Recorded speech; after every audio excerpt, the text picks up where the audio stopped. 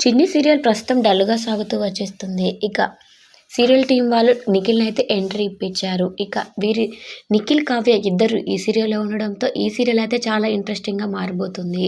ఇక రీసెంట్‌గానే నిఖిల్ ఒక పోస్ట్‌ని అయితే షేర్ చేయడం జరిగింది.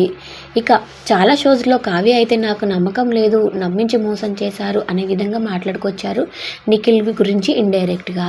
అయితే దాన్ని తీసుకొని ఇక నిఖిల్ అయితే నమ్మకం కలిగిస్తాను అనే విధంగా ఒక పోస్ట్‌ని అయితే షేర్ చేశారు. అంతేకాకుండా ఈ పోస్ట్ వచ్చేసి ఇక చిన్ని సీరియల్ షూటింగ్‌లోనే పోస్ట్ చేశారు.